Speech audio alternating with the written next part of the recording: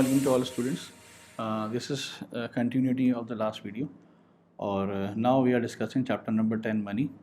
और इस चैप्टर के बारे में भी पहले मैं आपको थोड़ा सा ओवरव्यू दे दूं कि इसके अंदर हम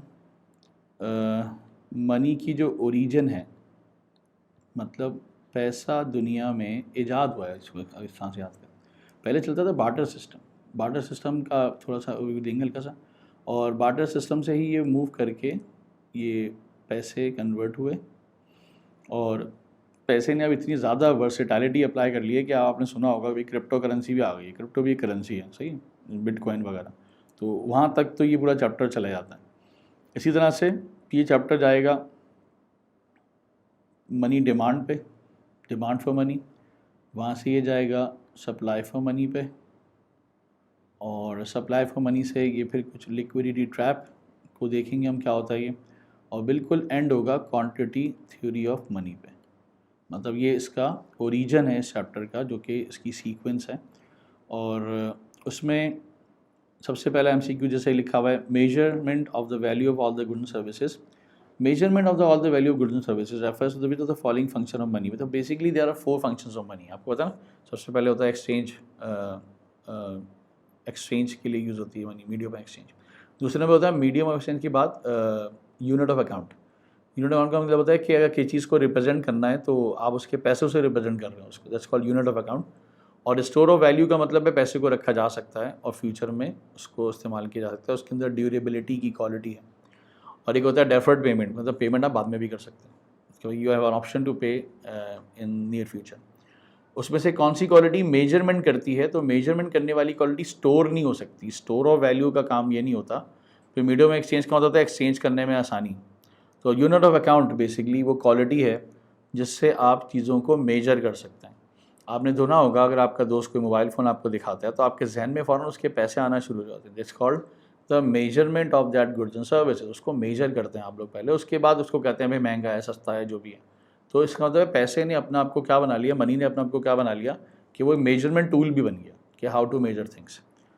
अच्छा, इसके अलावा जब आप पैसे की जनरी क्या कहेंगे उसको, पैसे की जो जर्नी है उसको आप लेके चलेंगे, तो वो जो जर्नी है बेसिकली वो कम्युनिटी से शुरू होती है। कम्युनिटी से शुरू होती है वो फिर मेटालिक पे जाती है। मेटालिक से it will move towards the paper money, paper से फिएट मनी, फिएट मनी से क्रेडिट मनी, क्रेडिट मनी से फिर ऑनलाइन चीज़ों में इलेक्ट्रॉनिक मनी आ जाती है। इट्स अ जर्नी जो चलती है।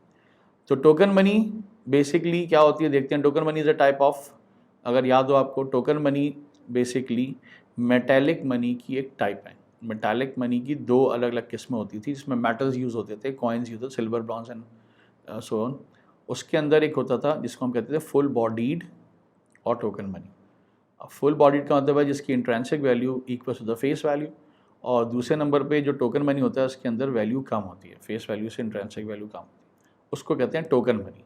तो बेसिकली पेपर मनी नहीं हो सकता, फैट मनी चौथे नंबर पे था, credit money is not possible because वो 5वें नंबर पे है, और आपके पास क्या आ गया, मेटालिक मनी, जिसके अंदर 2 टाइप्स थी। काइंडली इसको लाजमी पढ़ के जाइएगा बिकॉज आपकी पेपर मनी के अंदर भी 2 टाइप्स हैं जिसको कहते हैं कन्वर्टेबल और इनकन्वर्टेबल। और फिर उसके बाद आप फेट मनी पे जाएंगे, फिर पेपर मनी के फ़ायदे नुकसान भी आपको जो है बुक्स में पढ़ने चाहिए लाजमी, क्योंकि ये एक एरिया है जिसको वो फोकस कर सकता है। मतलब मनी के चैप्टर में एक एरिया अच्छा है जिसमें उसकी जो है वो पूरी हायरार्की डिस्कस करेगा। अच्छा जी, इसके अलावा ट्रू फॉल्स क्वेश्चन है, government can increase its spending bye issuing bonds. सही है, अपनी स्पेंडिंग को बढ़ाने के लिए बॉन्ड शुरू करके आवाम से पैसा ले लेना, चलो ये बात तो समझ में आती है। Which is a type of paper money. आपको लगता है ये पेपर मनी है? इसको कहते हैं क्रेडिट मनी। बॉन्ड शुरू करके अगर गवर्नमेंट आपसे पैसा ले रही है तो बेसिकली वो उधार ले रही है ना, तो इसको हम क्रेडिट मनी की टाइप में डालेंगे। This is the 5th type. तो ये बात आपकी पेपर मनी कहने की वजह से हो गई फॉल्स। सही है, इसका मतलब आधी बात सही है और एंड में आके एकदम ट्विस्ट किया उसने। फिर एग्रीगेट एक्सपेंडिचर्स, मतलब पूरी इकोनॉमी के एक्सपेंडिचर और पूरी इकोनॉमी के खर्चे are influenced by the market interest rate. ये बात तो आपको पता है ना, सारे के सारे खर्चे हमारे इंटरेस्ट रेट्स के साथ जुड़े हुए हैं। This opinion regarding role of money places in macro economy was given by. अब देखें यहाँ पर ये रोल बताया किसने था, बेसिकली तीन तरह से पैसे को जज करने वाले लोग आए थे इकनॉमी में। एक तो सबसे पहले थे क्लासिकल इकोनॉमिस्ट, उन्होंने सिर्फ एक बात बोल के ख़त्म हो गए बेचारे कि गुड्स एंड सर्विसेज की एक्सचेंज करने को जो मेन मकसद होता है। फिर एक और साहब आए, उन्होंने कहा भाई कैनिसियंस जो है, उन्होंने कहा कि इसके अंदर जो है वो ना सिर्फ गुड्स एंड सर्विसेज की एक्सचेंज की क्वालिटी बल्कि ये स्टोर ऑफ वैल्यू भी है, मतलब ये स्टोर ऑफ वैल्यू के काम भी करती है। और फिर तीसरे नंबर पर आते हैं मॉनेटरिस्ट। मॉनेटरिस्ट ने कहा था कि इंटरेस्ट रेट के साथ पैसा जुड़ा हुआ है, मतलब money supply money demand has related with interest rate.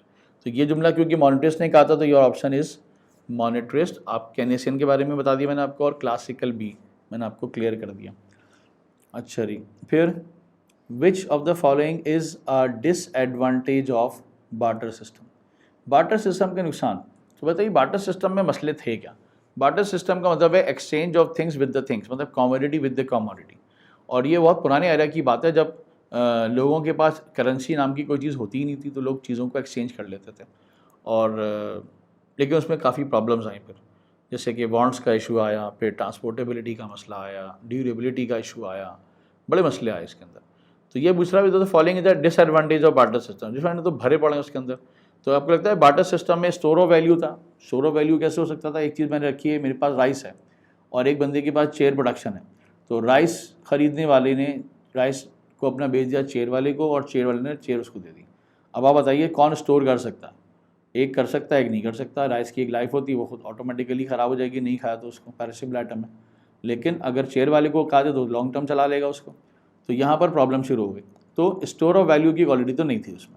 फिर इनडिविजिबिलिटी ऑफ गुड्स, मतलब बार्टर सिस्टम का एक बहुत बड़ा डिसएडवांटेज है ट्रांसफ़र ऑफ वेल्थ भी नहीं करता था ना इंडिविजिबिलिटी। मतलब ये डिसएडवांटेजेस पूछ रहा है तो सारे ही डिसएडवांटेज हैं इसके। तो आप गौर से देखें, ना स्टोर ऑफ वैल्यू कर सकता है, ना इंडिविजिबिलिटी मतलब चीज़ों को तोड़ना। अभी बात बताइए, एक बंदे को जो है शुगर केन चाहिए और दूसरे को जो है ना वह क्लॉथ सुई करने का आर्ट आता है। अब उसने जो है उसको क्लॉथ सुई करके कितना देगा? अगर उससे 1 kg ले लिया उसने तो कैसे देगा? मतलब बांटना बड़ा मसला हो जाएगा उसके लिए। डिवाइड करना इशू आया। ट्रांसफ़र ऑफ वेल्थ का मतलब कि मेरे पास जो चीज़ है मैं उसको आपको ट्रांसफ़र करूं तो पता चला मेरे पास जो चीज़ है वो तो पेरिशेबल है और आपके पास जो चीज़ है वो ड्यूरेबल है, और आपकी वाली चीज़ उठ के जा सकती है। मतलब मेरे पास लैंड है, मेरी लैंड को मेरे पास आके इस्तेमाल कर सकता है, मैं कैसे उसको मूव कर सकता हूँ? तो ट्रांसफ़र का मसला बड़ा था। इसका मतलब ये सारी क्या है? Disadvantage of barter system. Which one का था तो सारी निकले पता चला। अच्छा जी, money supply refers to, money supply क्या होती है? मनी डिमांड याद रखिएगा, वो पैसा जो the person wants to hold, an economy people wants to hold amount, उसको कहते हैं मनी डिमांड। और उस हिसाब से जो मनी सप्लाई की जाती है by the central bank, money supply को कंट्रोल करने की जिम्मेदारी किसकी है? सेंट्रल बैंक की है।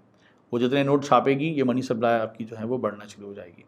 और अब यहाँ की पूछ रहे हैं supply of money refers to the total money held by the public, वो पैसा जो लोगों का, आवाम का लोगों के पास पड़ा हुआ है। इसका मतलब है मनी डिमांड है तभी तो मनी सप्लाई हुआ है। मतलब मनी की डिमांड ख़त्म कर दें ऑटोमेटिकली मनी सप्लाई को कंट्रोल किया जा सकता है। डिमांड फॉर मनी लेकिन क्या करनी पड़ेगी? पहले आपको थोड़ी कंट्रोल करनी पड़ेगी, ऑटोमेटिकली सप्लाई फॉर मनी क्या हो जाएगी? कंट्रोल हो सकती है अगर आप चाहें तो total money held by the public ये ऑप्शन हो सकता है। दूसरा पढ़ते हैं, total money held by the central bank, नहीं ये नहीं हो सकता। ये तो अगर सेंट्रल बैंक में पैसा पड़ा होगा तो वो रिजर्व्स कहलाते हैं। अच्छा, total money with all the commercial banks, ये उन्होंने अपनी लैंडिंग फॉरवर्डिंग के लिए रखे होते हैं। और total money in the government accounts, ये उनके पास टैक्स और चीज़ों का पैसा होता है। तो ऑड वन आउट के हिसाब से आपका ऑप्शन ए ही फिट होता है। और इसके अलावा with the following is not the characteristics of good money. देखें, आपने चैप्टर पढ़ने जाके उसमें लिखा हुआ है गुड मनी की क्वालिटीज़, उसमें लिखा हुआ है ये ट्रांसपोर्टेबल भी है, ये स्टोर ऑफ वैल्यू भी है, ये ड्यूरेबल भी है, ये स्टेबल भी है। इसमें बहुत सारी क्वालिटीज़ लिखी हुई हैं। हम देखते हैं इसमें हमें ढूंढना है with the following is not the characteristics of good money. देखते हैं characteristics of good money. Stability तो है, एक्सेप्टेबिलिटी भी है, सही है, ड्यूरेबिलिटी भी है। तो नॉट में क्या निकला? पेरिशेबिलिटी, क्या ख़राब हो जाता है जल्दी? नोट पड़ा पड़ा ख़राब हो जाता है? 100 रुपये का नोट 10 रुपये का हो जाता है, या वो ख़राब हो जाके जल जाता है? ऐसे कुछ भी नहीं है। हाँ, अगर उसको बहुत अरसे तक चलाते रहें तो रस्ट ट्रेड हो सकता है, थोड़ा सा जो है वो ख़राब हो सकता है।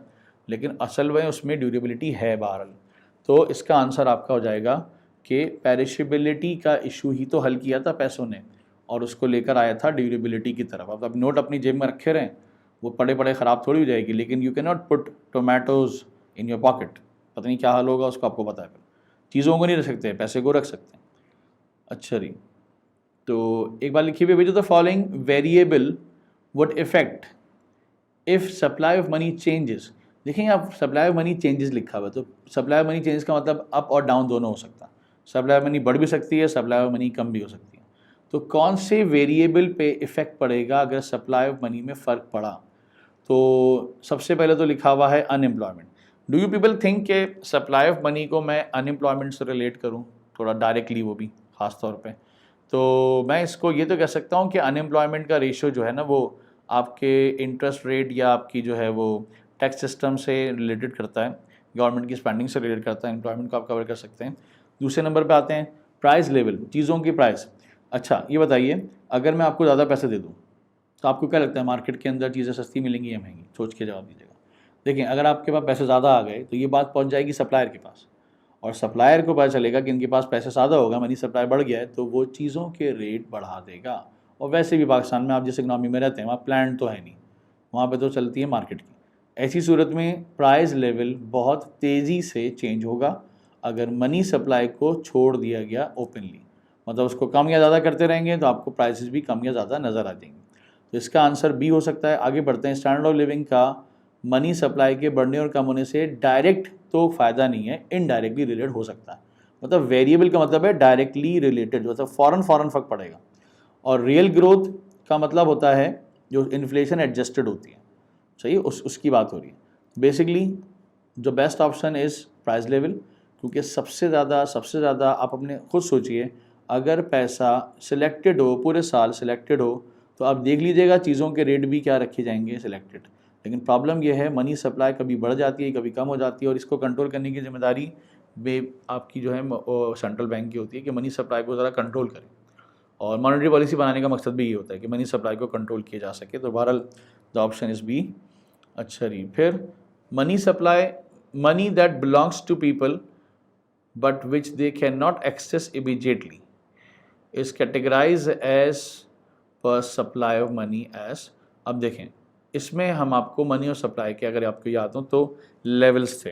पहला लेवल था एम नॉट लेवल का मतलब होता है जहाँ पर आप अपना पैसा गुड्स एंड सर्विसेज पे खर्च करने के लिए रख देते हैं। This is for the spendings purpose, day to day spendings के लिए रख दिया पैसा। एम नॉट के बाद अगर किसी के पास पैसा बच जाता है तो it will prefer M1। What is M1? अब कुछ पैसा मेरे बैंक में पड़ा रहेगा, इसका मतलब है कुछ पैसा खर्च के लिए रख दिया, कुछ पैसा बैंक में रख दिया। ऐसे लेवल को क्या कहते हैं? M1 लेवल कहते हैं। तीसरा नंबर होता है M2 लेवल। M2 लेवल क्या कहता है? कुछ पैसा खर्च कर लिया, कुछ पैसा बैंक में रख दिया, कुछ पैसा सेविंग अकाउंट्स में रख दिया। I repeat again, M0 means सिर्फ खर्चे के लिए पैसा, M1 मीन्स खर्चा प्लस बैंक डिपॉजिट्स, और M2 मीन्स खर्चा, बैंक डिपॉजिट, सेविंग्स, ताकि कुछ पैसा अर्न कर सकें। क्या सोच सकता है कुछ लोग सेविंग में भी रखवा दें, उसके बाद आप क्या कहेंगे उसको, बैंक में भी रखवा दें, और जो है फाइनली खर्चे के लिए भी रख दें, और फिर भी पैसा बच जाए उनके पास। ऐसी सूरत में उनको M3 पे जाना पड़ता है, that is illiquid asset purchases. मतलब इन्वेस्टमेंट कर रहे हैं ज़मीनों में, मलिक रियाज नज़र आ रहा है उनको, से प्रॉपर्टी पे खरीदे जा रहे हैं। आपको कहता है ये प्रॉपर्टी पैसे कन्वर्ट हो जाएंगे जल्दी कैश में, ये जो पैसा है ये कैश में जल्दी कन्वर्ट हो जाएगा। बाकी सब तो चलो समझ में आते हैं। जो मैंने पैसा खर्चे के लिए रखा है वो कैश की फॉर्म में, जो बैंक में रखा है वो भी ईजिली कन्वर्टेबल है। आपकी सेविंग आपको कुछ इंटरेस्ट ला के दे रही है, सेविंग्स का रिवॉर्ड ला के दे रही है, और उसको आप चाहें तो कुछ क्लॉजेस की वजह से निकाल भी सकते हैं। But what do you think about your property, what do you think about your land, इस तरह की चीज़ें जिसमें आपने पैसे को फ्रीज कर दिया। यहाँ लिखा हुआ है money that belongs to people but which they can not access immediately as categorize as with the following. Immediately access नहीं कर सकते, इसका मतलब आपको M3 पे जाना पड़ेगा। ये वो वाहिद पैसा है जो इमीडिएटली एक्सेस नहीं हो सकता, ये इलिक्विड में चला गया। बाकी सारे थोड़े बहुत लिक्विड में पड़े हुए वो इस्तेमाल हो सकते हैं आपके पास। बहरहाल speculative demand for money depends on. अब यहाँ पर केनीसन साहब की 3 बातें आ जाती हैं, ट्रांजैक्शन, प्रिकॉशनरी, स्पेकुलेटिव। 3 बातें करते हैं वो। ट्रांजैक्शन किसको कहते हैं? वो पैसा जिसको मैं किसी जगह खर्च करने के मूड में नहीं हूँ सिवाय अपनी गुड्स एंड सर्विसेज की कंजम्पशन के लिए। दुनिया में इन्वेस्टमेंट के रेट ऊपर चले आए, बहुत ज़्यादा फ़ायदा हो जाए, इन्वेस्टमेंट अच्छी हो जाए, मैं नहीं लगाऊंगा वो पैसा किसी सूरत में भी, बिकॉज वो मेरी लिविंग स्टैंडर्ड्स के लिए पैसा है, मैं उसको खर्च नहीं कर सकता कहीं और। इसलिए तो कहते हैं कि ट्रांजैक्शन मनी जो होता है वो बेसिकली आपको परफेक्टली इलास्टिक कर देता है रिगार्डिंग योर पैसा, हमें उसमें आपको इलास्टिक कर देता है, उसमें आपको वेंचर्स नज़र नहीं आते। दूसरे में भी प्रिकॉशनरी होता है, मैं बीमार ना हो जाऊँ, ख़ासतौर पे पाकिस्तान में रहते हैं, आपको पता होना चाहिए, अचानक से बीमार हो जाते हैं और कौन सी ख़ास तौर पे अच्छी खाने पीने की चीज़ें मिलती हैं, तो बीमार हो गए पैसा खर्च हो गया, एक्सीडेंट हो गया पैसा खर्च हो गया। अब ये जो अचानक से जो चीज़ें आ रही हैं इसके लिए पैसा रखा जाता है, इसको कहते हैं प्रिकॉशनरी मोटिव अमाउंट। तो अगर प्रिकॉशनरी मोटिव के लिए आपने पैसा रखा हुआ है तो उस पैसे को आप कहते हैं रिलेटिवली इलास्टिक, मतलब बहुत ही रेयर केसेस हैं कि मैं उस पैसे को कहीं इन्वेस्ट करने का सोचूं, अदरवाइज मैं उस पैसे को भी संभाल के रखूँगा कि मुश्किल वक्त आ सकता है। Now there are two categories, transaction पैसा फिक्स हो गया, प्रिकॉशनरी बहुत ज़्यादा जो है वो मुश्किल है कि उसमें से पैसा निकालूँ। एंड नाउ अब अगर आपके पास पैसा बच गया, तो थर्ड पार्ट, मतलब आपने 10,000 में से 4,000 को फिक्स कर दिया, तो ये हो जाएगा ट्रांजैक्शन मोटिव। दूसरे नंबर पे आपने 4,000 फिर से फिक्स कर दिया, इसको कहेंगे प्रिकॉशनरी मोटिव। और अब आपके पास अभी भी 2,000 बाकी हैं, ये कहलाता है speculative motive, speculative demand for money. अब स्पेकुलेशन यानी कि पैसे से पैसा बनाने की नीयत, पैसे को इन्वेस्ट करके पैसा लाने की नीयत, ऐसी जगहों पे पैसा लगाना जहाँ से पैसा लाए और वापस आ जाए और बढ़ के वापस आए, इस इंटेंशन से पैसा लगाना। आपको लगता है इकोनॉमी में सबके पास स्पेकुलेटिव मोटिव के लिए पैसा होता होगा? ये पैसा बचाना पड़ता है, तब जाके कहीं थोड़ा बहुत इन्वेस्ट हो सकता है। अब यहाँ पूछा हुआ क्या है, speculative demand for money depends on what? Speculation के लिए पैसा रखा हुआ है तो आप क्या चीज़ देख के रखेंगे? आप जो है किस चीज़ को फोकस करेंगे? ये देखेंगे आपकी इनकम के अंदर जो पैसा है नहीं है। देखें भाई, इनकम स्पेकुलेशन के लिए थर्ड नंबर पे, इनकम को स्पेकुलेशन रखने का मतलब तीसरे नंबर पे रखेंगे इसको, क्योंकि फर्स्ट पे तो ट्रांजेक्शन है। अच्छा, demand for money depends on investment rate. नहीं, देखिए इन्वेस्टमेंट करने के लिए मैं तैयार हूँ, लेकिन सेकेंडरी ऑप्शन इन्वेस्टमेंट है, फर्स्ट तो मैं पहले देखूंगा कि मुझे अच्छा रिवॉर्ड मिल रहा है या नहीं मिल रहा। तो इसका आंसर होना चाहिए, आप रेट ऑफ इंटरेस्ट को देख के स्पेक्युलेटिव डिमांड फॉर मनी देखते हैं। अगर अच्छा इंटरेस्ट रेट नहीं मिलेगा मैं पैसा नहीं लगाऊंगा, और अगर आपने पैसा नहीं लगाया तो पैसा रोक लिया, मार्केट में पैसा नहीं गया, और ये नहीं जाना लिक्विडिटी का बायस बनता है, that's called liquidity trap. It's a concept, मतलब कि वो पैसा जो मेरे पास तो पड़ा हुआ है, मैं इसको खर्च नहीं कर रहा हूँ, वो फ्रीज हुआ हुआ है मेरे पास, और उसकी क्या वजह होती है? मैं मार्केट में जाके इन्वेस्ट करना चाह रहा हूँ, लेकिन इन्वेस्टमेंट अपॉर्चुनिटीज़ ही नहीं मिल रही मुझे। मैंने उस पैसे को अपने पास संभाल के रख लिया कि चलो भाई जब भी अपॉर्चुनिटीज़ आएंगी आई विल स्पेंड मोर। तो ऐसा अगर मैं कर लूँ तो फिर तो सही है, वो स्पेकुलेटिव जो है स्पेकुलेशन मोटिव हो जाएगा। सेंट्रल बैंक के पास पैसा क्यों रखाएंगे स्पेकुलेशन से? ये ऑड वन ऑप्शन था, सेंट्रल बैंक का ताल्लुक नहीं था इस सवाल से। 12, लिक्विडिटी ट्रैप। लिक्विडिटी ट्रैप मैंने सिचुएशन समझाई आपको अभी कि जब आपका ट्रांजेक्शन मोटिव हो गया, प्रिकॉशनरी मोटिव हो गया, फिर स्पेकुलेटिव मोटिव के लिए पैसा आप खर्च करना चाह रहे थे, लेकिन you do not have any options to spend to which will give you the interest income. तो सो आपने क्या किया? Liquidity trap is a situation where prevailing interest rates are what? अब बता क्या ज़हन में आ रहा है? मैंने आपको कहा अगर इंटरेस्ट अट्रैक्टिव नहीं होगा मैं पैसा नहीं लगाऊंगा, मैं पैसा रख लूँगा गुड टाइम्स के लिए। तो यहाँ पे क्या मतलब निकलता है? Liquidity trap is the situation with the prevailing interest rates are low. एक तो बात ये हो गई, और इसके बाद क्या हो सकती है? And the liquidity preference are also क्या हो जाएगा? लिक्विडिटी की प्रेफरेंस भी क्या हो जाएगी? खत्म हो जाएगी। लिक्विडिटी मतलब पैसा खर्च करने की इंटेंशन ज़्यादा और पैसा रखने की इंटरेस्ट पे देखने की इंटेंशन क्या हो जाएगी? बिल्कुल ख़त्म हो जाएगी। तो इसके अंदर क्या होना चाहिए? ऑप्शन बताइए ज़रा। इसके अंदर ऑप्शन होना चाहिए कि जैसे जैसे इंटरेस्ट रेट लो होगा और उसकी वजह क्या होगी? मेरी लिक्विडिटी प्रेफरेंस, मेरी मजबूरियाँ, मेरे खर्चे वो बढ़ना शुरू हो जाएंगे, तो हाई हो जाता है। तो लो और हाई का जो ऑप्शन है वही आपका जो है वो आंसर हो जाएगा इसका। अच्छा जी, फिर इसके अलावा an increase in the GDP makes movement in the money demand curves rightward. Increase in the GDP makes, अच्छा जीडीपी का आपको रिलेशनशिप पता है? जीडीपी इज अ फैक्टर, पहली बात तो GDP is a factor for money demand, ये इसका फैक्टर है, सही है। और इसका रिलेशनशिप है डायरेक्ट रिलेशनशिप है। इसका मतलब है अगर जीडीपी बढ़ेगी तो मनी डिमांड भी बढ़ेगा। तो इसका मतलब ये हो गया, अगर एक छोटा सा ग्राफ बनाया जाए, ये आपका एग्रीगेट डिमांड है, ये आपका एग्रीगेट सप्लाई है, और इंक्रीज़ इन जीडीपी। चलें, ये तो ग्राफ दूसरा बन गया, एक मिनट मैं इसको रब कर दूं।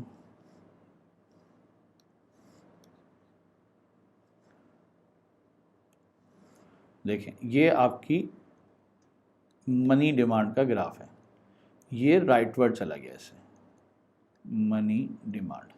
अब ये देखिए, इंटरेस्ट रेट तो चेंज नहीं हुआ, आपकी क्या हो गया, नेशनल इनकम फिर भी अच्छी हो गई, और डिमांड कब राइटवर्ड्स होता है, इंक्रीज इन जीडीपी में, तो मनी डिमांड कब राइटवर्ड बिल्कुल ऐसी है। ये देखें, इस तरह से होता है ये, कि आपकी नेशनल इनकम भी अच्छी हो जाती है और इंटरेस्ट रेट में कोई चेंज भी नहीं आता, और ये शिफ्ट राइटवर्ड हो जाता है। इसी तरह से कह सकते हैं कि स्टेटमेंट तो वैसे ट्रू है, अगर आपकी जो है वो जीडीपी गिरना शुरू हो जाए तो इसका मतलब है मनी डिमांड जो है वो ख़राब हो जाती है। तो मनी डिमांड राइटवर्ड जाती है जब जीडीपी राइटवर्ड जाता है, मनी डिमांड बैकवर्ड जाती है जब जीडीपी बैकवर्ड जाता है। ये तो कुछ एमसीक्यूज़ थे आपके चैप्टर नंबर मनी के। इंशाल्लाह हम आपको जो है बाकी जो हमारा टॉपिक है चैप्टर नंबर 12, मेरा टॉपिक है मनी मॉनेटरी पॉलिसी। तो मॉनेटरी पॉलिसी के डिस्कशन के साथ इंशाल्लाह जो है वो नेक्स्ट प्रेजेंटेशन के अंदर जो है अगेन। जज़ाकल्लाह, थैंक यू फॉर दिस।